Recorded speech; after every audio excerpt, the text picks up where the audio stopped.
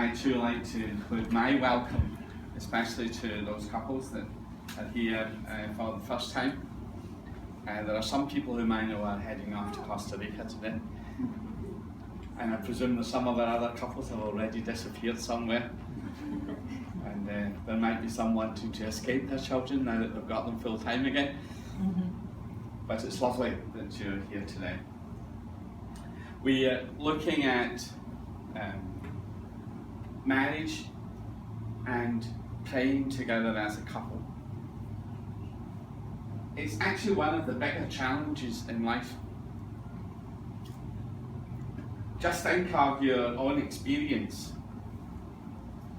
The closer you are to one another, sometimes the more difficult it is to just say the right thing. To just find that moment where we can communicate the real bond that joins us. In one of the talks that Father Cummingham gave when he was in Milwaukee all those years ago, we're now talking 60 years ago, it's amazing.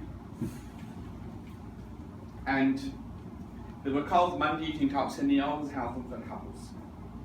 And towards the second half of that series of talks, there were younger couples. At the beginning, most of the couples had grown-up children.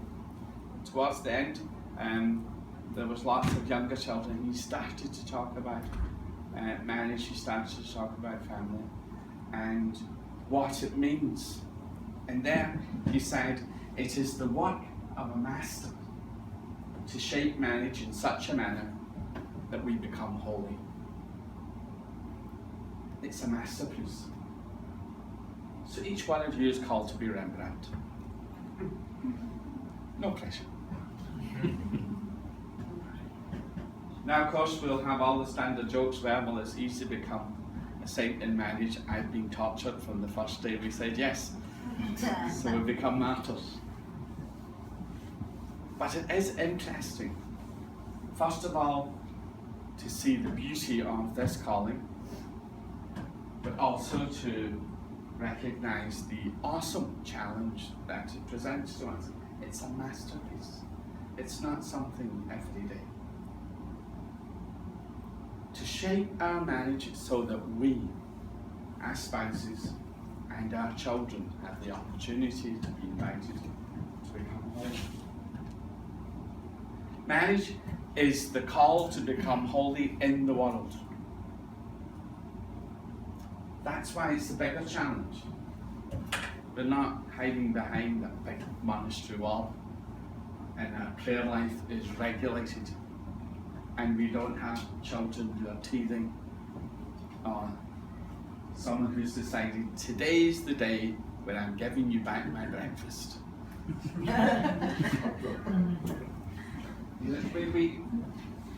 You have to find the way for holiness in the world and all the challenges that the world brings. Father Cummingham calls that becoming an everyday saint.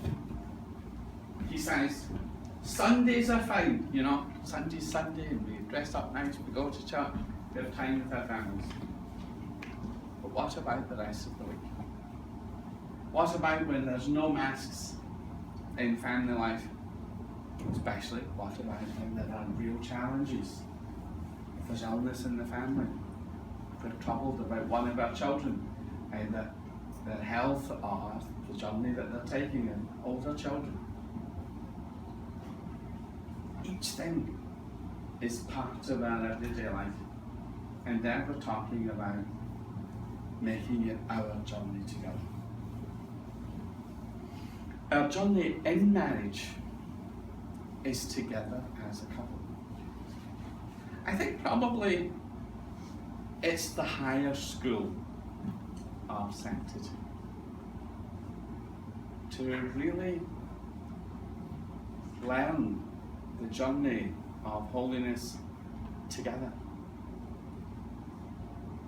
Which means we really have to take time to make sure my spouse is still with me and I'm still with her. We didn't race on ahead, or we didn't fall behind, and we really know what's going on in their life. What's worrying them? What's tying them down? What's giving them wings? Those things we need to know. And then we take time to do it together. And I really feel that it is a higher school of sanctity, because I really have to constantly always be aware there's two of us and we want to be together. The journey of holiness in marriage, this masterpiece that we refer to, means that every single dimension of love and all the levels of love have to be connected, interconnected, in marital intimacy, in the life of Christian marriage. All the different levels of love. We know C.S. Lewis wrote the very wonderful book a long time ago, The Four Loves, where he described, if you like, the four dimensions of love that we know. Storge, which is the love we know in a family, that parents have for children and children for their parents, that siblings have for one another. Although when they're trying to remove the head of their younger or older brother, we just remember that's just another element of Storge. Philos, friendship. Friendship and how much friendship means. One of the major elements of friendship is about trust and confidence. And how wonderful it is when a couple said to me, well, I married my best friend, and my spouse is still my best friend. To be able to say, as the Irish say, and Cara, I found my soulmate. And then, when we consider Eros, the gift that you have, which is reserved for marriage, that you can express your love for one another, and that love blesses us very often with even more life and more gifts. All of this belongs together in all the different dimensions of love, and of course the last, caritas or agape, our love of God. And C.S. Lewis says, actually there should be none of the loves that we have that doesn't involve God. And he said, I don't know what's the greater loss and the greater sin. Someone who's turned away from God, or someone who only wants to live alone, who does not have any kind of time of love in their life. He said, I think probably that's a greater loss. So our marriage means all this love has to belong together, interconnected. One of the great challenges of the modern world is disconnection. That if we don't like it, we just switch off. We do the same with the relationships, the Holy Father said, in the joy of love. The difficulty is we treat relationships as if it were social media. We turn on, we connect, we disconnect, and we block if we have had enough. And there, marriage is the greater school of relationship. What comes first? We belong together, and that's fine. What comes first? That our love should bring the blessing of our family and should be the source of life and love for them. One of the important elements of being able to live such a life and grow in a higher school of sanctity is about praying together. And then we have to just stop for a second and think, it's about praying together. In the parish I used to work in central Manchester, very beautiful parish, Our Lady of Mount Carmel. I loved the place, loved the people there. And we used to have a couple of interesting cases. There was two sisters. One of them was married. She was widowed early, and they used to always come to church together. And one sat at the front, and the other sat at the back. And then we had a couple whom we knew very well, and when they came to church, one sat on one side, the other sat on the other side. They just wanted to be with their God. And that's the great challenge. That when we say we pray together, it means what Dustin and Paulina were describing, this surge of the heart that's looking up towards heaven. We catch the eye of one another and we look towards heaven. Praying together. We'll come back to this prayer and praying together.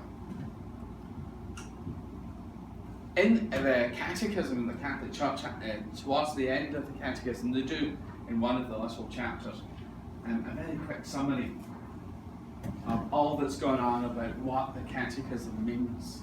The mystery of faith, then, requires that the faithful believe it. First part of the Catechism is all about the creed and what we believe in. It's that we believe it, that we celebrate it, that we celebrate in the liturgy, we celebrate in adoration, we celebrate our faith, and that we live it, informing our will and our journey to God's will, and we live it in a vital and personal relationship with the living and true God. It's only 3 lines of text, summarizes the whole book. The book's like 1,000 pages. If you could take each element of that and just apply it now to your marriage. You stated your belief, we belong together and God called us to be together. That's my calling to marriage. We belong together, that's fine. That's the statement of belief that you made, and it's a statement that gives you an anchoring in your life for every challenge and every sacrifice that marriage means. You know, the asceticism of marriage is very simple. Just be married and have kids. You don't need to look for other ways to sacrifice. You don't need to look for other ways to be challenged to a greater love.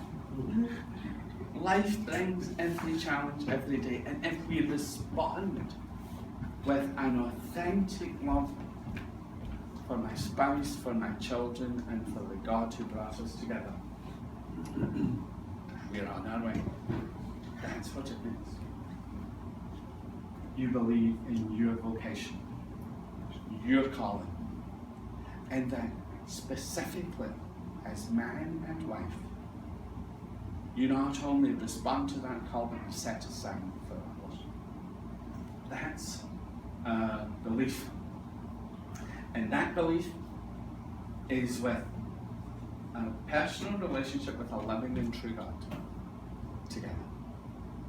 Together, you enter into that personal relationship.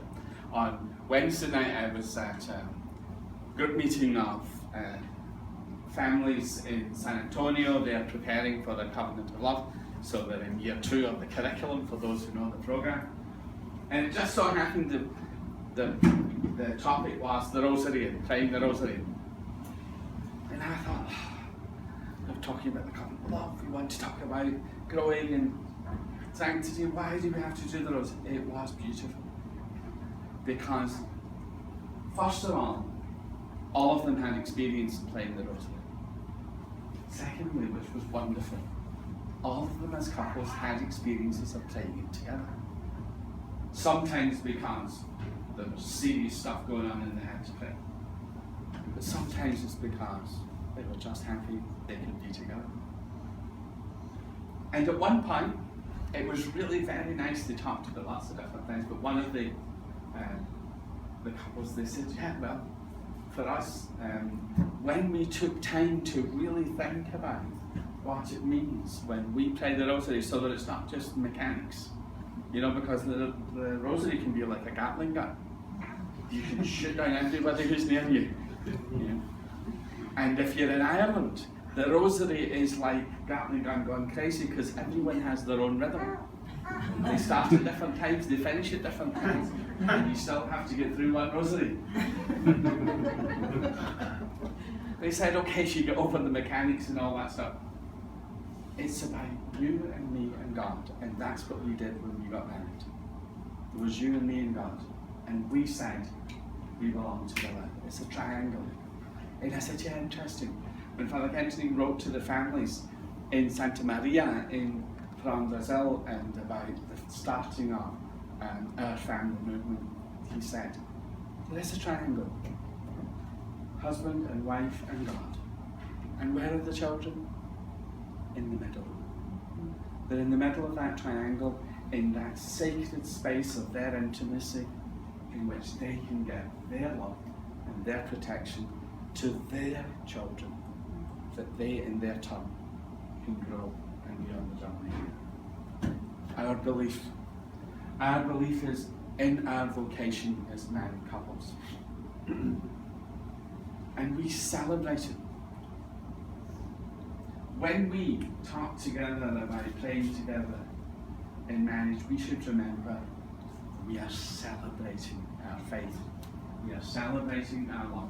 And we're celebrating God, who keeps with us on our journey. I remember in families, we did a training program called Holy Family Project. It's a 2-year program for couples, where we prepare them so they can become apostles for family life in their parish. It was really great fun. And there was one of the couples came from Liverpool, and one of the things we talked about were lots of family rituals, and how do family rituals give us resilience in our life. And they had their own very special game that they played with all their kids, and that is to say there was always 2 birthday cakes. Now the first birthday cake was to celebrate the new year of life of their child, and they really wanted to. And the second one, everybody watched out for it, because whoever had their birthday got their face pushed into it. And they videoed it. This said, yeah, it was from one of the large stores they used to get us. We actually don't like their cakes, we just use them for the birthday. We celebrate our life, but we celebrate it also in our prayer together.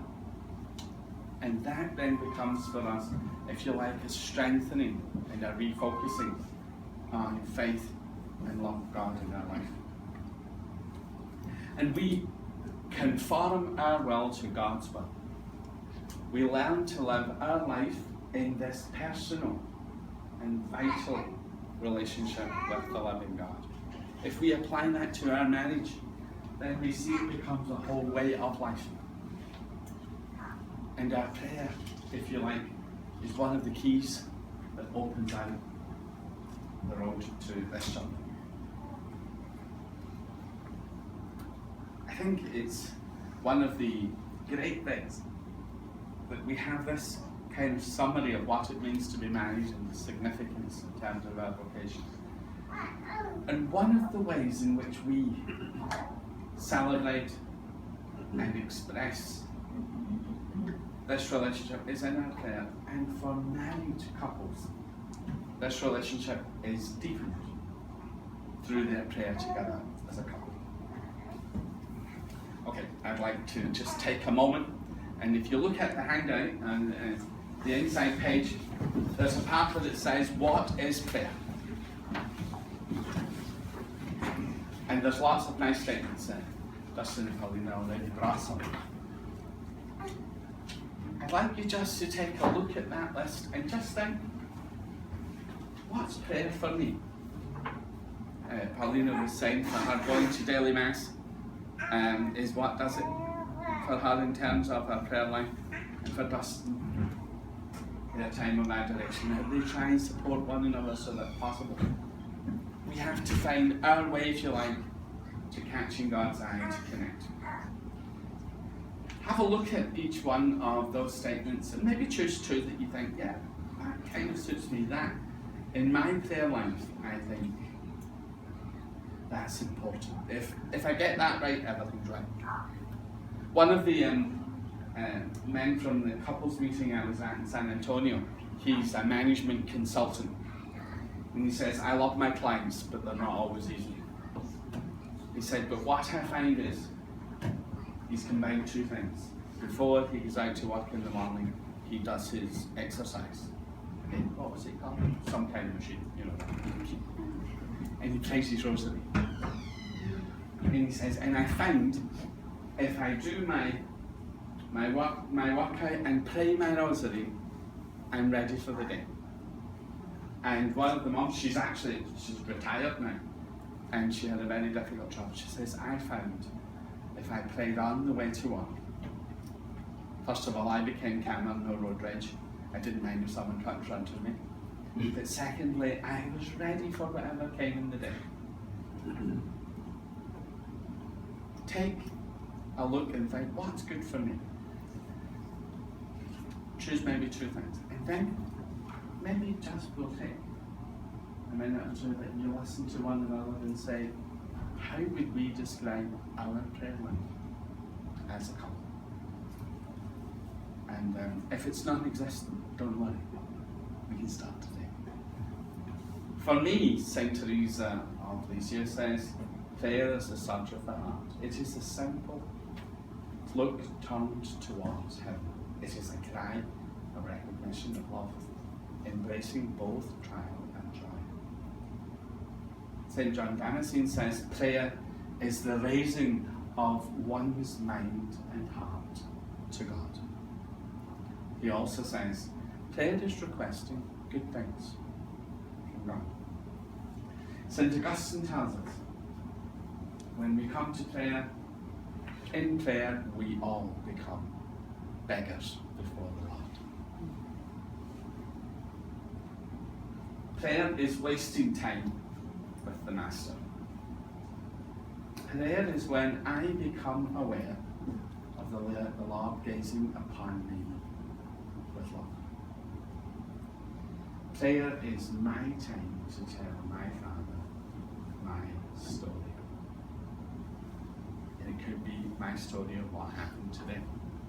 Just think those of you who have school-age children, and when they come home, then the first thing they have to do is give you a recitation of all that happened that day.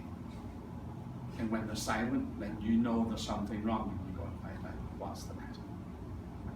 Prayer is my time for me to tell my Father my story. Prayer is turning towards God. This is especially important when we think of the year of mercy. You know, sometimes we think if we've got it wrong, if we've made a mistake, if we've sinned, we don't want to turn to God, we're too ashamed. Prayer is always the chance to start again. It's turning towards God. And we know the same in our relationship and marriage. If we turn towards one another again, it doesn't matter how the argument started or what it was about. If we turn towards one another again, we know we're going to move forward. And if our inner attitude is whatever makes us stronger, that's what we're going to do. Prayer is eye contact. It's eye contact with the one I love. There's one of the leading couples in Scotland, in Schoenstatt Fr. And Michael was a consultant educationalist. He developed programs particularly for children with educational needs. And he was working at home. He was using 3 different computers, talking to at least 6 different institutes at the world. And Nora came in to discuss something with him. And Nora started to talk. And Michael's, Michael! I want eye contact. So Michael had to shut down all the computers and just take a moment for eye contact. prayer is eye contact with the one I love and to be lost. Prayer is. Please take a moment to think about what would be good for you to say, that's what prayer is for me. And then take a moment to talk with one another what that prayer is for you as a couple. Perhaps we can switch that off for a moment. So, can I bring you back? Perhaps it's good to take note of what you've discussed with one another now, because it can help each one of you, both in your own prayer life and in your praying together. The more that we're aware of our prayer life, and the more we make it a priority, the better chance there is that it will happen.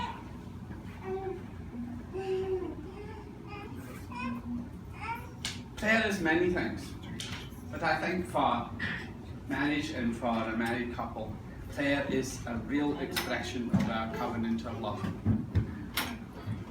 Prayer is when, if you like, we bring into actuality the promises we made to one another at what might seem for some of you so long ago, but then the chance that it's about today. You know, we say glibly, marriage is to say yes every day. Those who say yes every day belong to those who can create a masterpiece. That's the great thing. I think I may have mentioned to you last time, they showed us on a news program a couple who had been married for 76 years. Woo. And they asked, what's the secret? And the old man looked at his old wife and said, I just say yes, love. Oh. And one of my friends in England who belongs to our family groups, you may know, do you know the hymn, Jerry Martlin's hymn, he wrote many famous ones, and Do Not Be Afraid. Oh. Well, his dad died just 2 weeks ago. He was 103. And his mum died 5 days later. They had been together for 74 years. They got married, and 3 days after they got married, he got called into the army in the Second World War. Didn't see his wife again for 3 years. Wow. And then they were together for the next 71 years.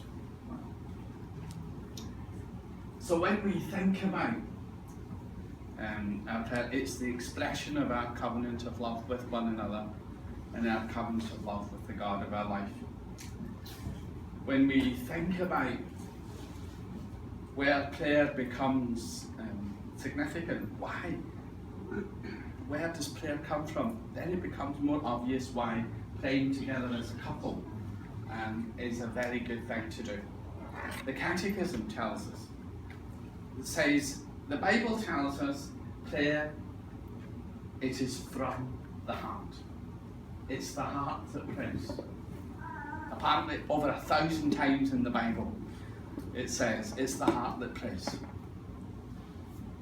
If marriage is the mutual gift of heart to heart, if marriage is about me saying, you have a permanent place of residence in my heart, and I know I am at home in yours, then of course, two hearts, one beat, to pray together takes on a whole different dimension, because it's on that level, heart to heart, that we say our prayers. Father Cummingham, on an entirely different level, describes actually these two hearts, one beat, this original union of two, as also the relationship between Christ and his mother, as the relationship between Christ and his church. Our prayerful relationship as a couple represents the great relationship of God and his people. We'll cut it short. Our Holy Father Pope Francis, in the last chapter of his letter on marriage, The Joy of Love, talks about spirituality in the family. He says some things which are so obvious and yet so true. God dwells with his people. We have always spoken of how God dwells in the hearts of those living in his grace. Today, Holy Father says, we can add that the Trinity is present in the temple of marital communion. Just as God dwells in the praises of his people, so he dwells deep within the marital love that gives him glory. Living as a family, he says, makes it hard for us to feign anything we cannot hide, and there are no masks. When we know there's something wrong, we know. When we know the kids are not right, we know. We don't need to hide from one another. And marriage, in a special way, is that authentic love. And if we live from that authenticity, inspired by love, the Holy Father tells you, God reigns there. And he then says, and this covenant of love, it's the 1,000 small caring acts, the 1,000 small signs of love, the 1,000 small yes, please, sorry, and thank yous. All of this belongs to the reality of spirituality and family. It's a strengthening of our faith, and it's the greater gift of our life. There are different kinds of prayer. We already heard from Dustin and Paulina, the Eucharist and daily Eucharist, saying our prayers, going into adoration. In a short prayer that Father Cummingham wrote while he was in the concentration camp in Dachau, he described the 4 great areas of prayer: adoration, reparation, thanksgiving and praise, petition and intercession. All this belongs to prayer. There's different ways of praying. We say our prayers. And saying our prayers is so important. One, if I know the prayers, I don't need to think about it. I can say my prayers. 2, it becomes an expression of that relationship, 2 hearts, 1 beat. It means I now tune into the God who's been watching me all the time. I now catch eye contact with my spouse, who I know loves me. And we allow our hearts to swim together. That then becomes our way of praying. Saying our prayers is the expression and a way it means and a safeguard of the relationship which prayer represents, that covenant of love. Spending time, wasting time with the Master. Spending time in meditation, spending time just with that inner communication. And praying in God's presence.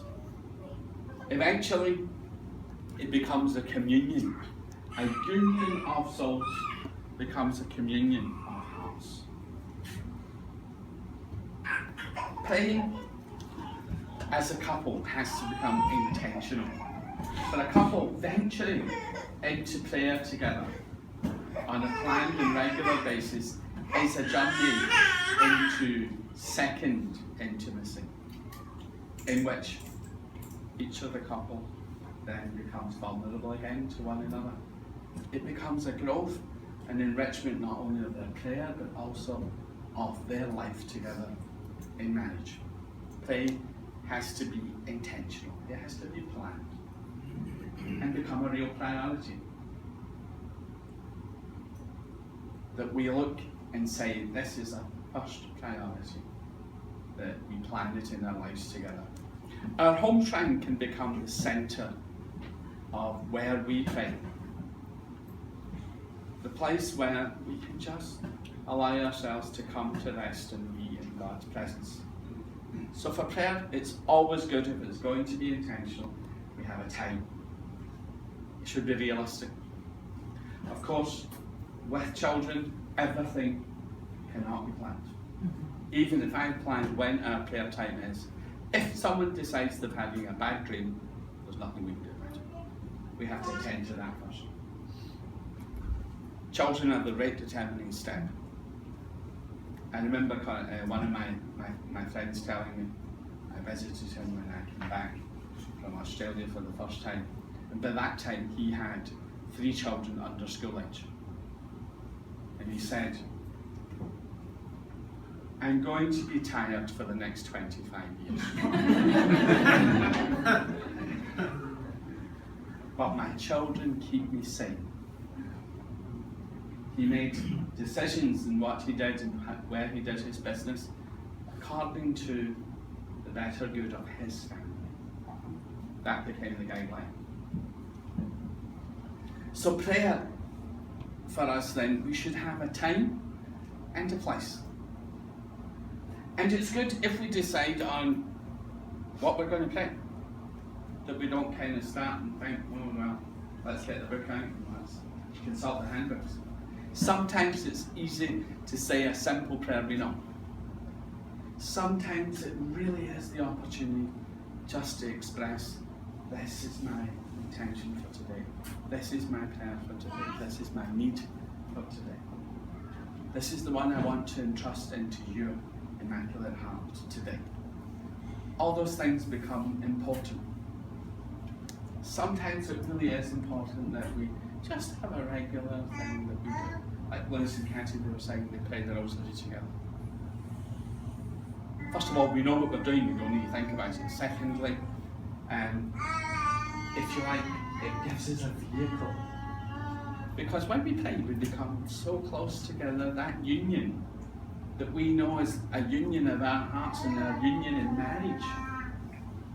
Our union then becomes also that spiritual nearness of soul to soul.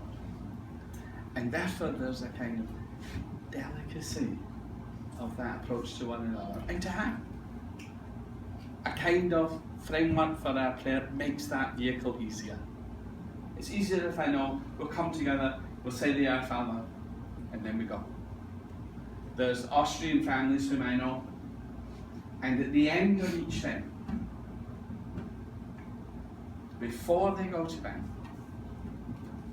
they pray the Our Father. They pray simply together. And when they get to the part, and forgive us this day our trespasses, they join hands. They don't talk, because they might start again. They join hands. Never let the sun go down in your anger. Always begin your day by turning to God. Turning to one another, turning to God. To conclude, our Holy Father writes a very beautiful prayer for families. A prayer to the Holy Family. Jesus, Mary and Joseph, in you we contemplate the splendour of true love. To you we turn with trust. Holy Family of Nazareth, grant that our families too may be places of communion and prayer, authentic schools of the gospel and small domestic churches. Holy Family of Nazareth, may families never again experience violence, rejection and division, and may all who have been hurt or scandalized find ready comfort and healing. Holy Family of Nazareth, make us once more mindful of the sacredness and inviolability of the family and its beauty in God's plan. Jesus, Mary and Joseph, graciously hear our prayer. Amen. And we have the chance, for those who still have time, that we go to the shrine and have a short time of adoration and